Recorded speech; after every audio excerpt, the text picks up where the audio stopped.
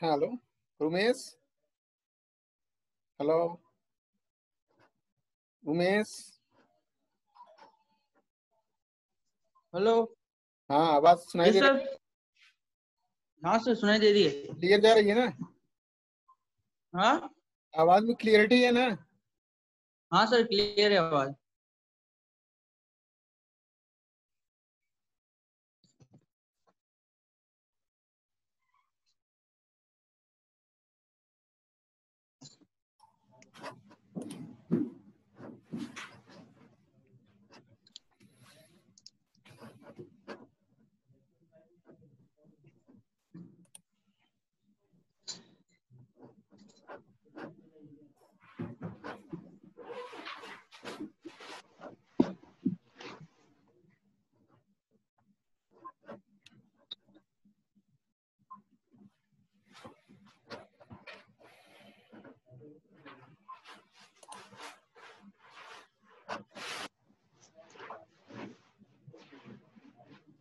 Vinod, are you listen me? Yes, sir. Okay.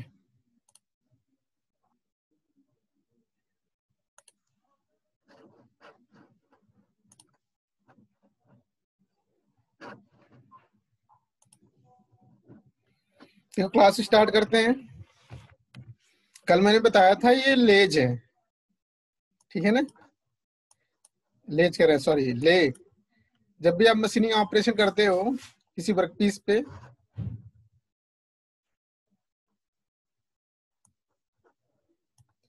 कोई भी machining operation, जैसे मान लो, देखो, लेंथ के अलॉन्ग अगर मशीनिंग ऑपरेशन कर रहे हो तो आपको क्या करना है?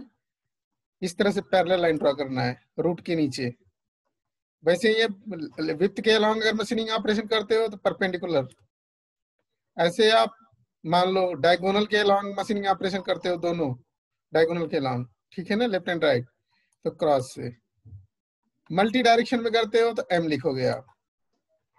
सर्कुलर टाइप करोगे मशीनिंग ऑपरेशन, जैसे ग्राइंडिंग है, तो आप सी लिखोगे। रेडियल, देखो इस तरह की मशीनिंग ऑपरेशन होती होगी, मैंने तो देखा नहीं है। इस तरह की मशीनिंग ऑपरेशन होगी तो आर से रिप्रेजेंट करेंगे। ये देखो मशीनिंग ऑपरेशन होगी, उसमें कोई इस तरह का हॉरिजॉन्टल, वर्टिकल टाइप का, फिर मल्टी डायरेक्शनल टाइप का, इस तरह का मार्क नहीं बनेगा। इस तरह की स्पॉट बनेंगे तो उसे पी लिखेंगे, ठीक है ना, पी क्यूब। यहाँ पे पी क्यूब लिखा हुआ है।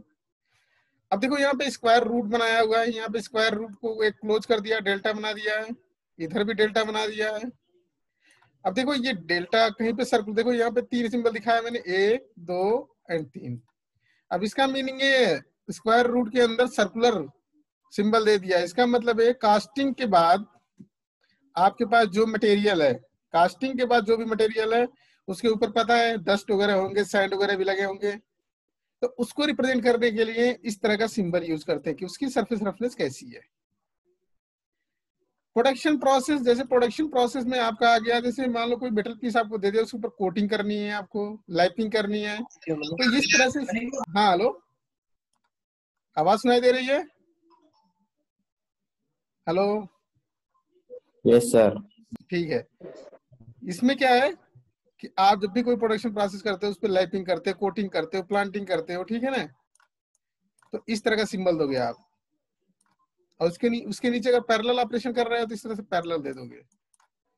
अब मशीनिंग ऑपरेशन करते हो, जैसे कटिंग कर लिया, बोरिंग कर लिया, नर्लिंग कर लिया, ड्रिलिंग कर लिया, इस तरह के ऑपरेशन के लिए इस तरह का सिंबल देना है आपको। तो यहाँ पे सारी चीजें लिखी हुई है। Surface texture obtain by the manufacturing और प्रोडक्शन प्रोसेस, इस तरह का सिंबल देते हैं सरफेस रफनेस के लिए। Surface texture obtain bye machining operation, इस तरह का देते हैं, ये जो है। Surface texture obtain by the without removal of material, material के ऊपर से रिमूवल नहीं होगा, कास्टिंग, डायरेक्ट कास्टिंग से निकाल लेंगे, इस तरह का सिंबल देंगे। ये आपके डिटेल में सारे के सारे ले हैं, किस तरह के ले होता है, मीनिंग क्या है उसका, मीनिंग भी दिया हुआ सारा, देखो मीनिंग दिया हुआ है यहाँ पे, किसका मीनिंग क्या है।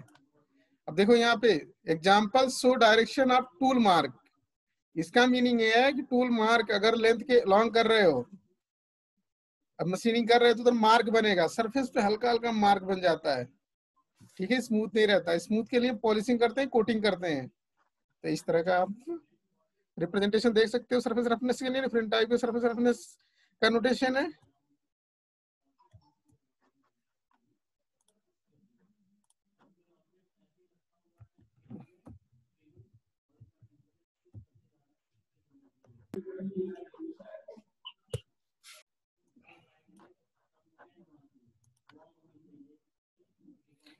देखो फिट की एनालिसिस करते हैं जब भी, देखो ये वाला जो मैं पीपीटी शो कर रहा हूँ आपको, ये फिट की एनालिसिस है।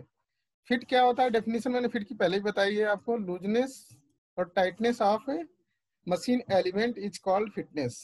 Looseness and tightness between the machine element is called fit. Fit की एनालिसिस कर रहे हैं। फिट दो ही तरह के होते हैं, तीन तरह के फिट होते हैं। पहला क्लियरेंस फिट होता है, दूसरा ट्रांजिशन फिट होता है, तीसरा interference fit.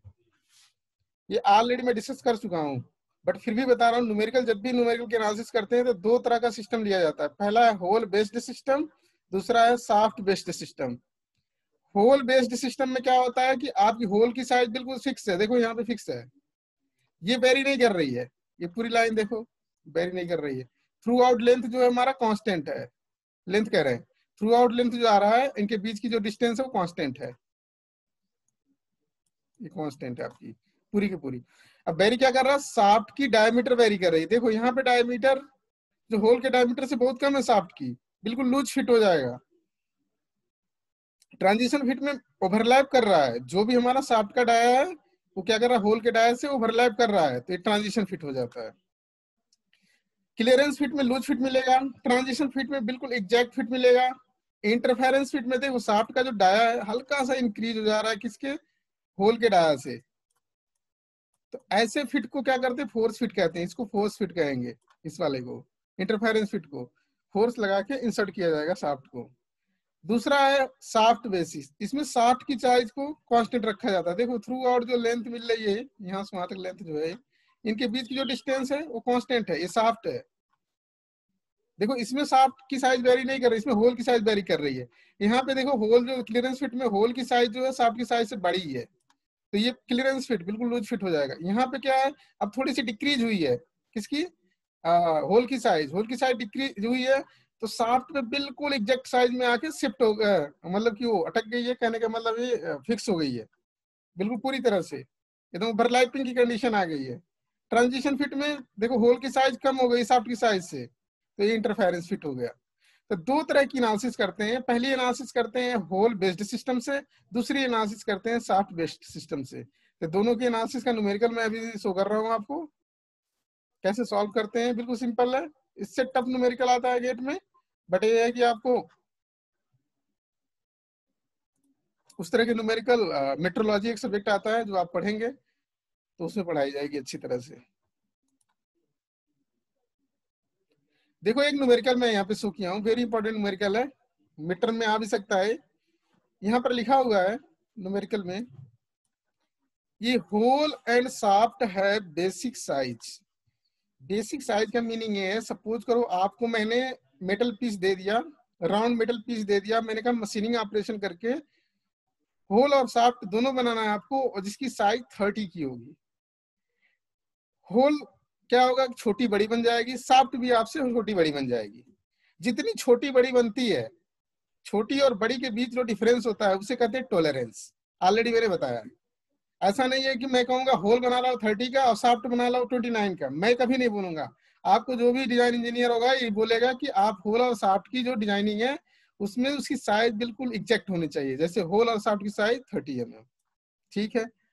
Are to have clearance fit. Clearance fit का मतलब सीधी सी बात लूज फिट होगा, with maximum clearance 0.4 mm and minimum clearance 0.2 mm, 0.02 mm। ठीक है, क्लियरेंस दिया हुआ दोनों का, नहीं मिनिमम और मैक्सिमम दिया हुआ, सॉरी फॉर दैट, मिनिमम और मैक्सिमम दिया हुआ। Hole tolerance is to be इतने टाइम्स शाफ्ट टॉलरेंस। देखो होल एंड शाफ्ट है basic size 30 mm, are to have clearance fit कितना है, 0.04 मिनिमम है, मैक्सिमम है, और 0.02 मिनिमम है। तो डायग्राम से ही पता कर पाएंगे हम कि कैसे सॉल्व करना है, ठीक है ना। Determine the limit of both hole and shaft size.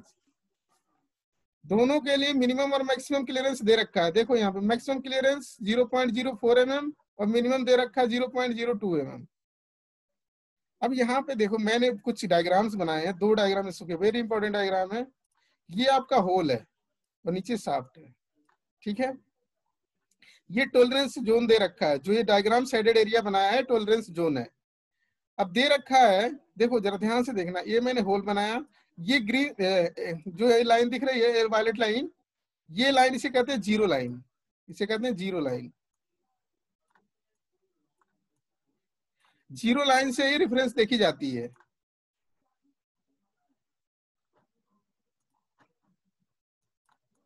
ये जीरो लाइन है, लिख देता हूं मैं, ये न्यूमेरिकल लिख लेना आप, कॉपी पेन उठा लो। देखो ये जीरो लाइन हो गई, जो भी है जीरो लाइन से रेफरेंस देखोगे तभी आपको पता चलेगा कि किसको हमें होल बेसिस पे न्यूमेरिकल को होल बेसिस पे सॉल्व करना है या सॉफ्ट बेसिस पे सॉल्व करना है।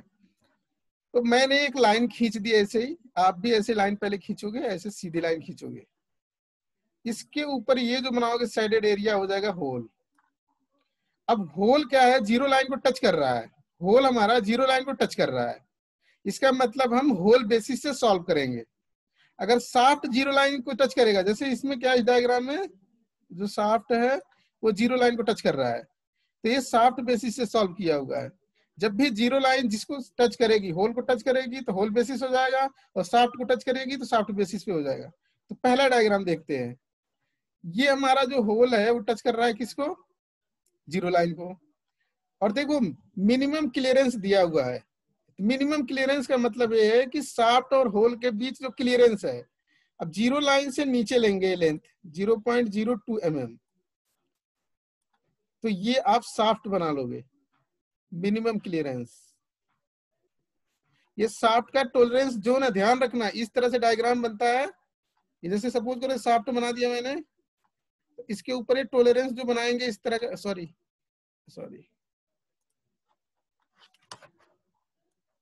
इस तरह से लाइन बनाएंगे, ये शाफ्ट हो जाएगा, इस शाफ्ट के ऊपर टॉलरेंस जोन आ जाएगा, इस तरह से हल्का सा लाइन, ये टॉलरेंस जोन हो जाएगा, इस तरह शेडेड एरिया कर देंगे। तो ये थोड़ा सा इसकी साइज छोटी बड़ी होती है। तो यहाँ पे देखो मिनिमम क्लियरेंस जो है होल और शाफ्ट के बीच में 0.02 mm है, और मैक्सिमम जो है 0.04 mm है, 0.04 mm मैक्सिमम।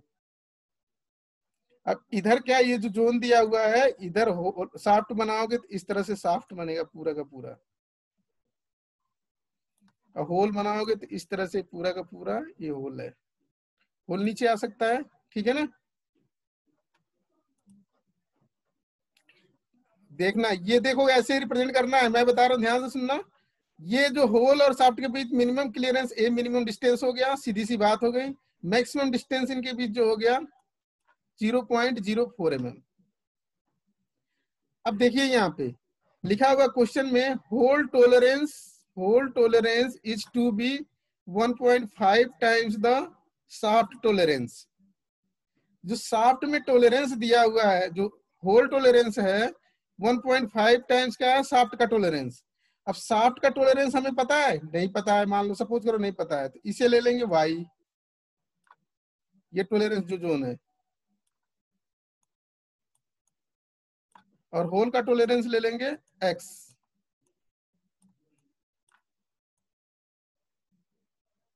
तो x किसके इक्वल हो गया, x is equal to 1.5 times y, ठीक है। अब देखो क्या है, ये देखो ये डिस्टेंस x हो गया, ये वाला x हो गया, ये 0.02 हो गया, और ये y हो गया। तो जो पूरा का पूरा लेंथ मिलेगा x plus 0.02 plus y is equal to, देखो यहाँ पे ये हो गया x plus 0.02 plus y is equal to 0.04, 0.04। ये डिस्टेंस एक इक्वेशन बन गया आपका। अब ये वैल्यू दे रखा है, क्या दे रखा है, जो x की वैल्यू होगी कितने 1.5 टाइम्स y के इक्वल होगी। x की वैल्यू जो होगी हमारी 1.5 टाइम्स y के इक्वल होगी plus 0.02 plus y is equal to 0.04। तो y की वैल्यू आ जाएगी, कितनी होगी y की वैल्यू?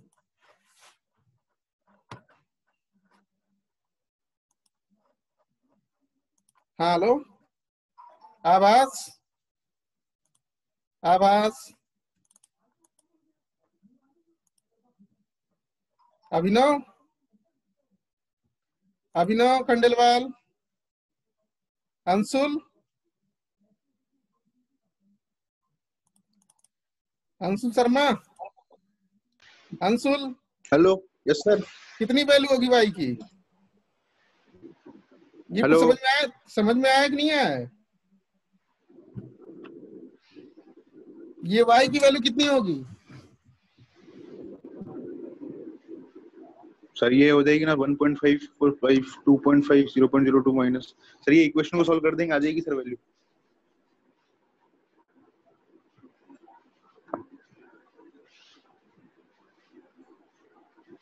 हाँ कितनी आई है y की वैल्यू?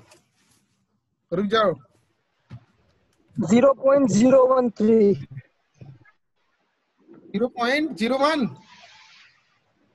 3 आ रही सर लास्ट। ये कितनी आ रही है? ये y की वैल्यू तुम्हें दिखाई नहीं दे रहा है यहाँ पे, डायरेक्ट y की वैल्यू दिया हुआ है यहाँ पे 0.0। इधर करोगे तो कितनी होगी?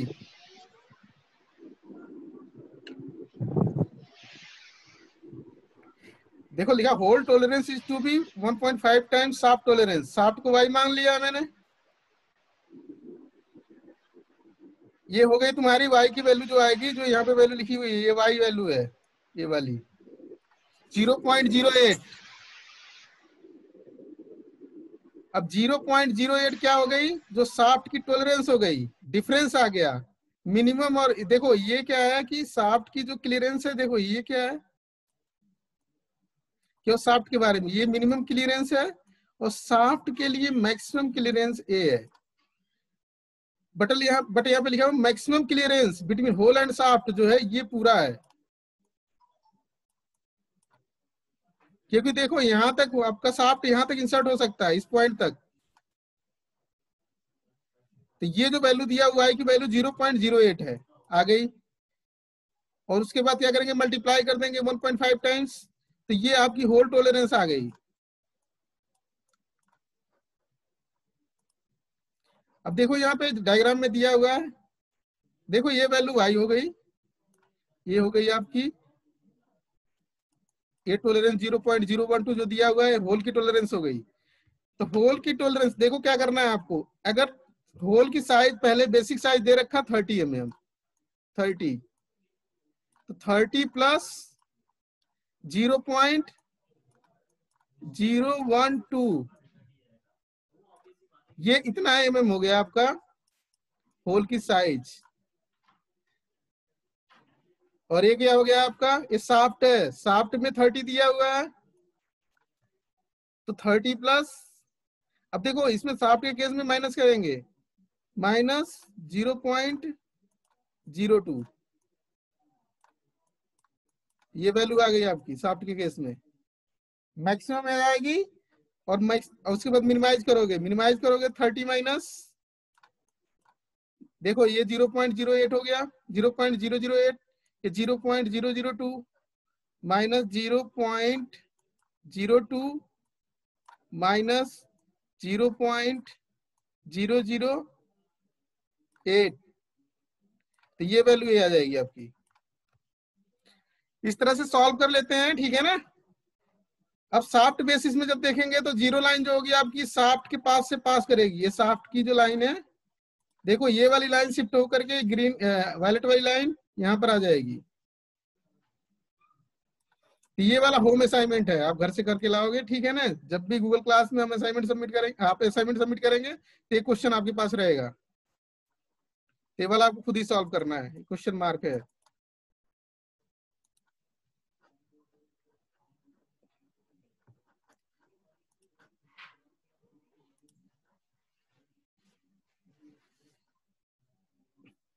Strength for design for strength, ये नया टॉपिक है। जब भी स्ट्रेंथ देखते हैं किसी भी मटेरियल की, तो डिजाइनिंग के लिए क्या क्या क्राइटेरिया फॉलो करना है, आपको क्या क्या ध्यान रखना है उसमें। तो यहाँ पे लिखा हुआ है already, the success of failure of plastic part design is to be determined by how accurate the part strength can be predicted. कहने का मतलब ये है, जब प्लास्टिक डिफॉर्मेशन मेटल में शुरू हो तो उसके बाद जब फेल्योर होता है तो क्या क्या चीजें ध्यान में रखनी होती है। जब प्लास्टिक रीजन आता है किसी भी मेटल को, मान लो सपोज करो कंप्रेशन डाई कास्टिंग करते हैं, कोल्ड फॉर्जिंग करते हैं, रोलिंग करते हैं, तो प्लास्टिक डिफॉर्मेशन होता है। क्योंकि क्या होता है, कोई भी मेटल सीट है उसको उसकी थिकनेस सपोज करो 10 mm है, उसे 5 mm में करते हो तो प्लास्टिक डिफॉर्मेशन होता है उसमें। तो ये डिफॉर्मेशन तो हो बट फेलियर ना हो, उसके लिए क्या क्या चीजें ध्यान में रखनी होती है। तो पहला पॉइंट जो दिया हुआ है, the type of strength correspond to the load and transit conditions to which the part is subjected such as tensile, compressive, torsional, flexural and shear. तो type of strength correspond to load, जो strength होता है, जो strength designing strength है, वो किस पे depend है, कितने टाइम लोड पे डिपेंड होता है। हेलो, सुनाई दे रहा है कि नहीं? लोड, जो लोड है डिफरेंट टाइप के लोड हो सकते हैं, स्टैटिक लोड हो सकता है, वेरिएबल लोड हो सकता है, फ्लक्चुएटिंग लोड हो सकता है।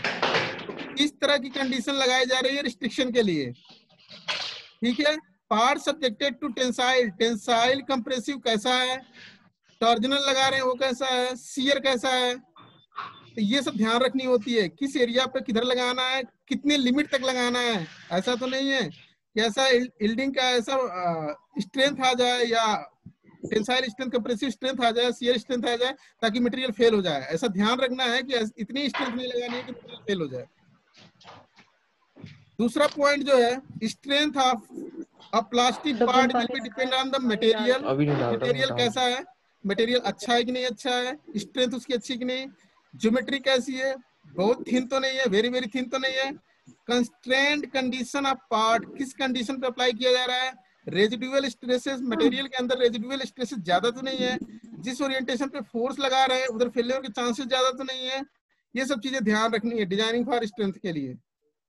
तो वो प्लास्टिक रीजन में डिस्कस किया जाता है। प्लास्टिक रीजन तभी आता है जब किसी भी मेटल पार्ट पे रोलिंग, फॉर्जिंग, ठीक है, कोल्ड आई कास्टिंग जो भी करते हैं, इस तरह के जो भी ऑपरेशन करते हैं हम, तो उसमें कंडीशन होती है कि जब भी फोर्स वगैरह लगाते हैं तो उसकी लोड क्या होनी चाहिए। लोड हमेशा कांस्टेंट है, फ्लक्चुएटिंग है तो फ्लक्चुएटिंग कितनी है, लोड कांस्टेंट है तो कब तक कांस्टेंट, टाइम कितना ड्यूरेशन है, टेंसाइल कम में हुआ है कि कंप्रेसिव है, टॉर्जनल भी हो रहा है कि नहीं है, शियर किसी सरफेस पे शियर तो नहीं लग रहा है, कितनी शियर लगनी चाहिए, ये सब चीजें ध्यान रखनी होती है। आप लोग सारे लोग प्रेजेंट लगाओ, पीपी लिख दो।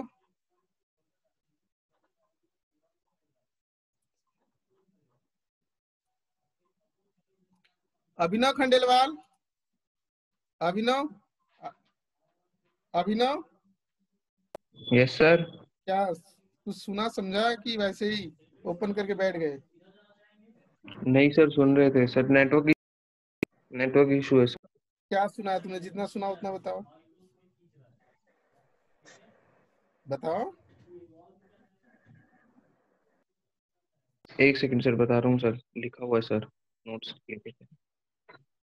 सर होल शाफ्ट और बाई शाफ्ट बताए थे सर आपने। इसके बताओ। अंदर साइज रहता है कांस्टेंट रहता है और शाफ्ट वेरिएबल रहता है होल वाले में, होल बाय सिस्टम में। और जो शाफ्ट बाय सिस्टम है उसके अंदर साइज कांस्टेंट रहता है और होल का जो साइज है वो वेरी करता रहता है sir. Clearance fit, transit fit and interference fit में क्या डिफरेंस है? सर एक के अंदर तो शायद सर साइज और होल साइज में वेरी करता है शायद, तो बताइए वाला कैसे। क्लियर नहीं था, एक बार तो देखूंगा सर वापस, उसमें तो क्लियर ध्यान नहीं से है सर सुनोगे एक नहीं बार। तो यही होगा तुम लोगों को। पता है कितने फेल होते हैं इसमें? 50% से ऊपर फेल हो जाओगे आप। 30% पास होते हैं, 27% पास होते हैं। और पीपीटी में थोड़ी सी मुश्किल है चीजों को हर चीज समझना। समझ रहे हो नहीं? क्लास में रहता है तो बहुत अच्छी बात होती है कि चलो यार ये डाउट हो रहा है, डायग्राम नहीं बन रहा है, तब वो सुनना चाहिए। सुनते ही नहीं है तुम लोग। पीपीटी ओपन कर लोगे तुम लोग, घर पे बैठ जाओ, कुछ और काम करते रहोगे। देखो, जिससे जितनी नॉलेज मिलती है उतनी ले लेनी चाहिए। आप जो नॉलेज लेना चाहते हो ना कि ठीक है मैं भी वो भी काम कर लूं, दूसरा काम कर लूं, क्लास भी अटेंड कर लूं, ऐसा नहीं होता है कि सबसे 100% नॉलेज मिलती है। कोई हो सकता है आपको 80% देता हो, कोई 60%, कोई 50%। सुनने में बुराई नहीं है, सुनने से तुम्हारा नुकसान नहीं होने वाला है, बट यही है कि हाँ खोल के बैठ के सुनना ही नहीं है। Anshul, Anshul Sharma, Anshul are Yes, sir. में। हाँ, क्या बताया मैंने? Design for strength sir. में क्या बताया मैंने? सर डिजाइन ऑफ स्ट्रेंथ के अंदर सर वो उसके अंदर आपने बताया ना वो टेंसाइल कंप्रेसिव टॉर्जन और उसके ऊपर शेयर के ऊपर अलग अलग फोर्सेस के ऊपर डिपेंड करती है प्लास्टिक की हाँ, strength। मतलब इसकी लोड कंडीशन कितनी होना चाहिए, और वो जो रीजन होना चाहिए जिस रीजन के लिए अप्लाई करते हो प्लास्टिक रीजन होना चाहिए। इलास्टिक रीजन में मटेरियल में डिफॉर्मेशन नहीं होता है, Yes, प्लास्टिक sir. रीजन में मटेरियल में डिफॉर्मेशन होता है। डिफॉर्मेशन के बाद फ्रैक्चर ना हो, इसलिए हम प्लास्टिक रीजन को ही कंसीडर करते हैं। दूसरा दिया हुआ है, दूसरा पॉइंट क्या है बताओ? Yes, sir. सर ज्योमेट्री और मटेरियल के ऊपर geometry of part. Geometry of part का मीनिंग ये है कि जो पास हमारे पास मटेरियल है बहुत थिक तो नहीं है, वेरी थिन रहेगा तो थोड़ा भी ऑपरेशन करोगे प्लास्टिक रीजन आएगा तो फेलियर, क्रैक आ जाएगा सरफेस पे, रेजिडुअल स्ट्रेसेस डेवलप हो जाते हैं। सपोज करो कहीं पे हाँ सर सही। कॉर्नर्स मिल गया, कॉर्नर्स पे क्या होता है, स्ट्रेस कंसंट्रेशन बढ़ जाता है। सपोज करो वेल्डिंग कर रहे हैं 2 वर्क पीस को, तो जहां पे वेल्डिंग होती है वहां पे रेजिडुअल स्ट्रेसेस बढ़ जाते हैं, एक लोकलाइज स्ट्रेस होता है वो बढ़ जाता है। फोर्स किस ओरिएंटेशन पे आप लगा रहे हो ये भी डिपेंड करता है, ठीक है ना?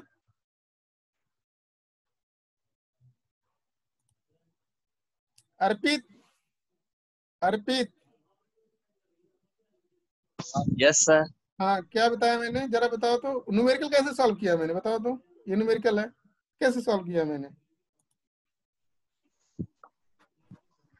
सर आपने इसमें पहले तो होल बेसिस सिस्टम से किया था सर। होल बेसिस सिस्टम में जीरो लाइन किससे पास होगी? सर होल के पास ओके, लोअर लिमिट से पास होगी, ठीक है ना? लोअर बहुत लिमिट के पास होगी सर। हाँ, और शाफ्ट बहुत सारी में चीजें हैं जो ऑनलाइन तो शाफ्ट बता की नहीं अपर सकता। लिमिट के पास होगी। और इसमें शाफ्ट में अपर लिमिट के शाफ्ट पास की होगी। अपर लिमिट के पास होगी। हाँ, ठीक। अब सॉल्व कैसे किया है मैंने ये बताओ? सर इस इक्वेशन को सोल्व किया तो x बराबर 0.008 mm आया सर, जो भी y भी है अपने देखो यहाँ पे दिया हुआ है कि होल और शाफ्ट के बीच जो मैक्सिमम डिफरेंस दिख रहा है वो दिया हुआ है यहाँ पे क्वेश्चन में। क्लियरेंस, मैक्सिमम क्लियरेंस यहाँ पे दिया हुआ है, ये 0.04 mm है। ये पूरी की पूरी यस ये सर। दी हुई है आपको। और मिनिमम नीचे ही जाओगे तो जहाँ पे तुम्हारा हाथ इंसर्ट कर जाए होल और शाफ्ट के बीच में, या कोई मेटल पीस पतला सा हो इंसर्ट हो जाए, तो ये मिनिमम हो गया। Yes sir. और कह रहा है जो शाफ्ट का टॉलरेंस है, ये जोन जो है हमारा, ये वाला जो जोन है, ये वाई सपोज कर लिया मैंने। यस सर, और y जो 0.08 आएगा। हाँ, कुछ भी देख के बता दोगे क्या? और ये मान लिया मैंने x है, ये होल वाला, तो x की वैल्यू जो हो गई किसके इक्वल हो गई? 1.5 टाइम x की वैल्यू जो इधर तो भूल जाओ, डेटा सब भूल जाओ, 1.5 टाइम्स y हो गई। अब सिंपल इक्वेशन लगाना है, ये हो गया तुम्हारा x की value 1.5 times y plus a 0.02 plus y is equal to 0.04। 0.4। ठीक है ना? सब लोग प्रेजेंट लगा दो आप, तो y की वैल्यू आ जाएगी। जब y की वैल्यू आ गई तो x की भी वैल्यू आ गई, ठीक है ना? Yes sir. हाँ, तो सॉल्व हो जाएगा। सब लोग प्रेजेंट लगाओ। ओके सर, चलो थैंक यू। क्लास ओवर हो गई, ठीक है ना? जो लोग हैं केवल पीपीटी खोल के बैठ जाते हैं और सुनना नहीं है उनको, तो उनके लिए मैं बता रहा हूँ कि अभी तो स्टार्ट है, ठीक है ना? अभी बहुत सारा सिलेबस है बेटा। अगर नहीं, हाँ क्वेश्चन आप लिख सकते हो विठल, हाँ पूछो। हाँ, किसी क्वेश्चन पूछना है? चलो प्रेजेंट लगा दो, आज का लेक्चर ओवर हो गया।